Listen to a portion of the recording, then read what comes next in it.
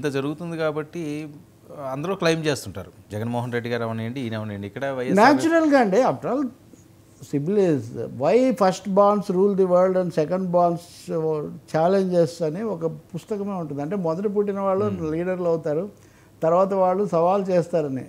చాలా చోట్ల చాలా కుటుంబాల్లో మనం ఇది గమనిస్తాము. రాజశేఖర్ రెడ్డి తర్వాత జగన్ తర్వాత ఇప్పుడు షర్మిల వాళ్ళ మధ్య జరగవచ్చు. ఇప్పుడు ఇడుపులపాయలో ముందు ఆమె వచ్చి వెళ్ళారు, తర్వాత ఈయన వచ్చారు, 2 చోట్ల విజయం ఉన్నారు. ఇందులో ఫ్యామిలీ డ్రామా, ఫ్యామిలీ సెంటిమెంట్ చాలా ఉంటుంది. దాంతోపాటు రైవలరీ కూడా ఉంటుంది. అది కడపలోనే జరిగింది కదా, హైయెస్ట్ రైవలరీ. కాబట్టి ఈ ఇంకో కొత్త ట్విస్ట్ అనమాట ఏపీ రాజకీయాల్లో. ఈ వైఎస్ కమ్ కాంగ్రెస్ వారు కూడా ఒకటి ఇక మీద అది జరుగుతుంది. ఇంకా అందులో ఏం ఇది లేదు. అంటే ఇప్పుడు జగన్ మీద కేసులు పెట్టి ఇంకా ఆయనకి ఒకవేళ అరెస్టులు చేయడం ఇట్లాంటివి కూడా జరిగితే అప్పుడు ఇంకొంచెం డిఫరెంట్గా కాంగ్రెస్ పార్టీ ఇంకొంచెం పుంజుకోవడానికి, అడ్వాన్స్ కావడానికి కూడా ట్రై చేయొచ్చు. ఇట్లాంటివన్నీ సంభవమే. ఇంక ఎంతమంది అటు వెళ్తారు. కానీ బేసిక్ క్వశ్చన్ ఏమంటే మొన్న ఎన్నికల్లో కూడా కాంగ్రెస్ పార్టీకి ఎక్కువ ఓటింగ్ రాలేదు కదా. రాలేదు. అవును. అందుకని ఇప్పుడు మీరు చూస్తే 2029లో అని చెప్తున్నారు ఇప్పుడు వీళ్ళు. అంటే వచ్చే ఎన్నికల నాటికి ఇక్కడ మళ్ళీ ఒక ఇది కూడా వస్తుంది. బయలుదేరినప్పుడు కొద్దో గొప్ప జగన్కు వ్యతిరేకంగా యువతల శిబిరంతో సహాయపడటం అనేది అప్పుడు ఉంది. కానీ ఇప్పుడు అలా కాదు కదా, India versus NDA. Chandrababu Naidu మొన్న హైదరాబాద్ వచ్చినప్పుడు కూడా ఎన్డీఏ ప్రభుత్వం ఉంది, ఈ వాగ్దానాలు తెలుగుదేశం వాగ్దానాలు కాదు, ఎన్డీఏ వాగ్దానాలు. ఎన్డీఏ అనేది చాలా స్ట్రెస్ చేశారు. సో ఎన్డీఏ అధికారంలో ఉంది, ఇండియాకు సంబంధించి కాంగ్రెస్ ప్రయత్నం చేస్తుంది అన్నట్టుగా ఒక కొత్త పొలిటికల్ డైమెన్షన్, ఒక కొత్త రాజకీయ కోణం కూడా ఏపీ రాజకీయాల్లో తోడవుతుంది. సో ఎలా అయినా వీళ్ళిద్దరి మధ్యన ఈ గ్యాప్ అన్నది చాలా చిన్న మాట. It's something like a war. It is something like A sir. ఎంత అపజయమైన జగన్మోహన్ రెడ్డి గారు ఇంకా ఈ వార్ ఇలా కొనసాగించాల్సిన అవసరం ఉందా ఒక ఫ్యామిలీలోని?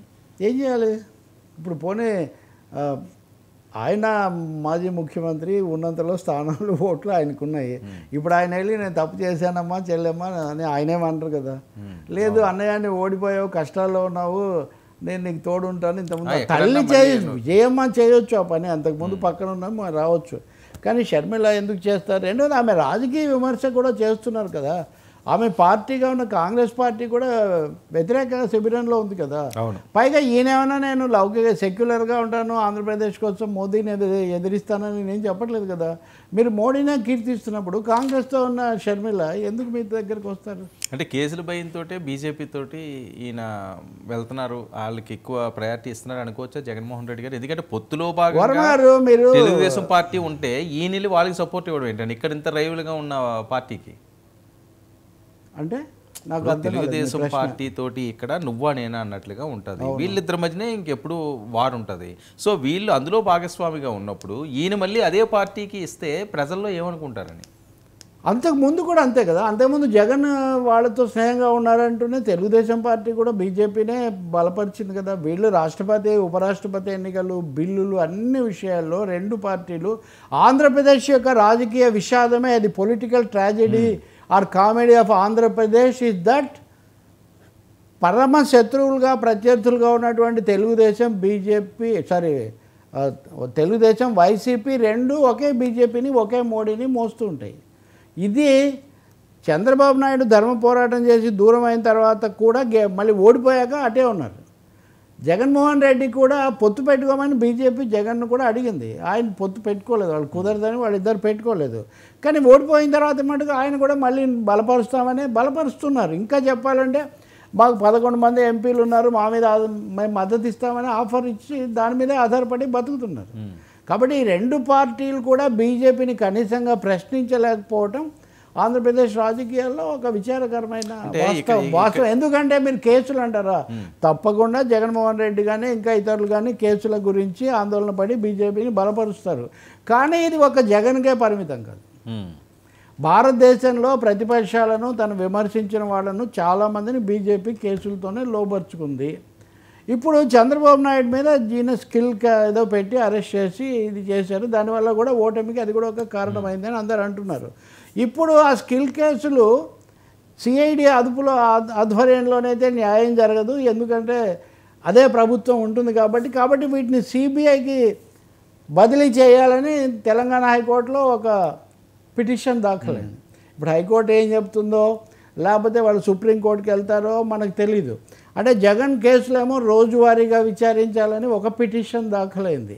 అంటే జగన్మోహన్ రెడ్డి కేసుల మీద చంద్రబాబు నాయుడు కేసులు రెండు వేర్వేరు కావచ్చు. అంటే ఫ్యాక్ట్ చెప్తున్నాను నేను, ఎవరికి నచ్చిన అభిప్రాయాలకు వాళ్ళు రావచ్చు.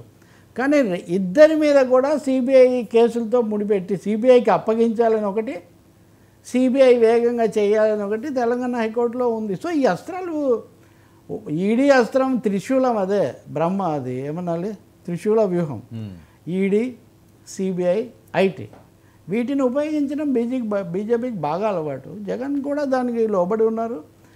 దాంట్లోకి తేవడానికే బహుశా ఇప్పుడు చంద్రబాబు కేసులు కూడా సిబిఐకి అప్పగించాలని పిటిషన్ వేశారు. అది జరుగుతుందో ఏమవుతుందో మనకు తెలియదు. అంటే ఓకే, మీరు చెప్పింది కరెక్టే సార్. ఇక్కడ గమనించవలసిన అంశం ఏంటంటే ఎన్డీఏలో భాగస్వామి ఇంతకుముందు జగన్మోహన్ రెడ్డి గారు కాదు. ఈయన గతంలో ఆయనతో పొత్తు పెట్టుకుని గెలిచిన వ్యక్తి 2014లో. సో ఆ నేపథ్యంలో ఆయన అధికారంలో ఉన్నారు కాబట్టి ఎలాగైనా బయట నుంచి మద్దతు ఇచ్చారు. కానీ వీళ్ళు భాగస్వామిగా ఉన్నప్పుడు కూడా ఈయన బయట నుంచి ఇస్తున్నారు కదా అని. అదే కదా, దాంట్లో తేడా ఏముంది? అంటే అంటే మీరు అనేది చంద్రబాబు ఇవ్వచ్చు కానీ జగన్ ఇవ్వడం ఏంటని. నాకైతే ప్రజల కోణంలో అలాంటి తేడా భాగస్వామి కాదు కదా కాదు. మీరు కోరే కదా భాగస్వామి అవుతారు. రాష్ట్రానికి అన్యాయం చేశారని అలా అయితే ధర్మ పోరాటం చేశారు కదా, కేంద్రం అన్యాయం చేసిందని విమర్శించారు కదా, అవేం మారలేదు కదా. మారకపోయినా మీరు అటు వెళ్ళారు కదా, రాష్ట్రానికి మంచిది అని. రాష్ట్ర ప్రయోజనాల కోసమే దూరం అయ్యాను, రాష్ట్ర ప్రయోజనాల కోసమే దగ్గర అయ్యాను. మధ్యలో బీజేపీ అవ్వలేదు కదా. సో మీరు చంద్రబాబు జగన్ కోణంలో మీరు ఆలోచిస్తున్నారు, బీజేపీ కోణంలో ఒకటే జరుగుతుందని నేను చెప్తున్నాను. ఇది చాలా రాష్ట్రాల్లో జరుగుతుంది. ఇప్పుడు నితీష్ కుమార్ ఉన్నాడు, ఇంకా పచ్చిగా కనపడతాడు మనకు. ఆయన అసలు యువతలికి వచ్చి ఈ పార్టీలతో కలిసి ఆర్జేడీతో కలిసి ప్రభుత్వం ఏర్పాటు చేసి ఆఖరికి ఇండియా కూటమి ఏర్పాటు చేసినప్పుడు కూడా మొదట్లో నితీష్ కుమార్ ఉన్నాడు. ఏర్పడిందే ఆయన పాలించే పాట్నాలో ఏర్పడింది. సో బీజేపీ విషయంలో ఏదో ఒక విధంగా అందరినీ నయానో భయానో కలుపుకుపోవడం అనేది ఆ పార్టీకి అలవాటుగా ఉంది. వీళ్ళు కూడా దానికి లోబడుతున్నారు. ఇప్పుడు ప్రత్యేక హోదా సమస్య ఉంది. ఉదాహరణకు ఉత్సాహంలో ఉన్నప్పుడు ఇవన్నీ మాట్లాడితే కొంచెం కష్టంగా ఉంటుంది. ప్రత్యేక హోదా చాలదు, అంతకంటే ఎక్కువ కావాలని చంద్రబాబు నాయుడు గారు ఢిల్లీ నుంచి వచ్చాక హిందూ ఇంటర్వ్యూలో చాలా వివరంగా చెప్పారు. అంతకంటే ఎక్కువ కావాలంటే అది కూడా కావాలా? అంతకంటే ఎక్కువ కావాలి కాబట్టి అంటే దాన్ని వదిలేస్తున్నట్టు దాని అర్థం. ఈ ₹1,00,000 చాలదు, ₹1,00,00,000 కావాలి అంటే కోటిలో 1,00,000 కూడా ఉంటుంది కదా. 1,00,000 ఇవ్వకపోయినా నేను కోటి కోసం అంటే. కాబట్టి ఇక్కడ బీజేపీ ఒత్తిడి, అది బీజేపీ ఒత్తిడి, వీళ్ళ లొంగుబాటు దానికోసమే.